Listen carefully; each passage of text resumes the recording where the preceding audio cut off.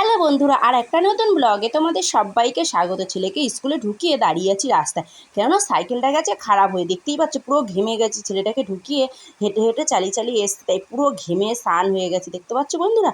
আর এইদিকে সাইকেলটাকেও আমি দিয়ে দিয়েছি সারাতে, দেখো এই যে সাইকেলটাকে দিয়ে দিয়েছি।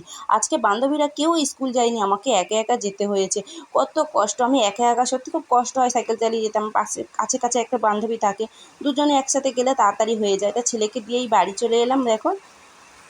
আর বাড়ি আসতে দেখছি যে আবার মেঘলা মেঘলা হচ্ছে, আবার মনে হয় বৃষ্টি আসবে, ঝড়ে একদম আসবে।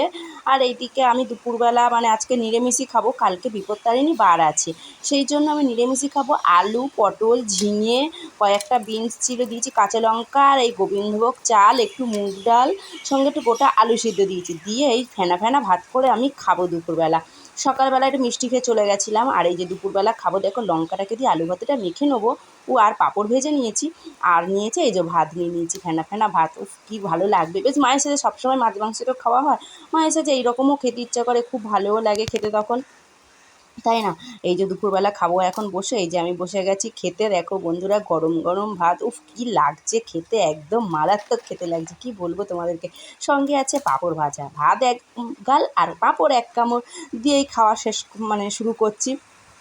দেখো খুব বেশ ভালোই লাগে, বেশ মাঝে সাঝে এইরকম করে খেয়ে দিয়ে উঠে দেখছি প্রচুর রোদ দিয়েছে, লাইটিং রোদ যাকে বলে ওই রকমই। দেখো জামা কাপড়গুলো চারিদিকে মেলে দিয়েছি, কেন ঘরের মধ্যে কত জমে গেছিলো জামা কাপড়, কি বলবো তোমাদেরকে, তাই তাড়াতাড়ি করে মেলে দিলাম। আর এইদিকে আমি সাইকেল চালিয়ে যাচ্ছি এখন ছেলেকে আনতে, একা একা, কেন বান্ধবীরা থাকলে দুজনে গল্প করতে করতে যায়, আর একা একাই যাচ্ছি আমি সাইকেল চালিয়ে।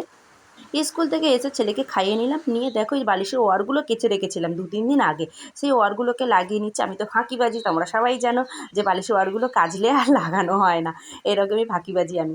আর এদিকে বেরিয়েছিলাম বলে আর জামা কাপড়গুলোকে আবার ঘরে তুলে রেখে দিয়েছিলাম, কারণ নইলে বৃষ্টিতে ভিজে যাবে, চলে যাবো, বৃষ্টিতে ভিজে গেলে কে তুলবে তখন।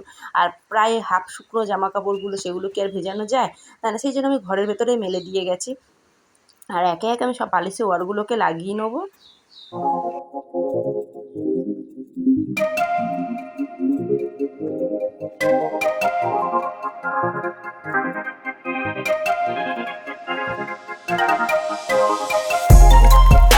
I know what's on your mind.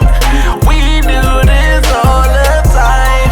We fight and then we're fine. You know I'm yours, you're mine. Oh my.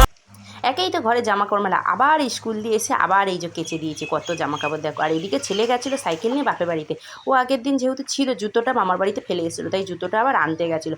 আর এই যে গলিতে জল আমাদের এখনও আছে, আর সাইকেলটা নিয়ে দেখো পাকামো করছে জলের মধ্যে, দেখো বন্ধুরা কী করছে, এই পচা জলে বলো পায়ে ঘা হয়ে যাবে, কথা বললে তো একদমই শুনবে না, ও এত বদমাইশ কী বলবো। আর এইদিকে দেখো বন্ধুরা কত রাত হয়ে গেছে, 10টা 15 20 হতে যায়, আর বর এখনও আসেনি, বললো দেরি হবে আসতে। এদিকে মশারি টশারি আমি টাঙিয়ে নিয়েছি, আর এইদিকে আমি ছেলেকেও খেতে দিয়ে দিয়েছি, চলো দেখাই। ছেলেকে খেতে দিয়েছি, ও খাচ্ছে, ও খেয়ে নিলে একটু শুয়ে পড়বো, কেন বর আসলে তখন উঠবো। ওকে দিয়েছি মাছ দিয়ে ভাত দিয়েছি, ও খাচ্ছে। আর আমার তো নিরামিষই জানো, কালকে বিপত্তারিণী পুজো আছে যেহেতু। দেখো বাইরেটা পুরো ঘুটঘুটে অন্ধকার ভূতের মতো, দেখো। আর ভাবলাম এটা তোমাদের সঙ্গে শেয়ার করি। আর এই যে আমাদের লালু, লালু পটে বসেই থাকে সারাক্ষণ। আর আজকে ব্লগটা এই পর্যন্ত, ভালো লাগলে লাইক করে দিও, টাটা।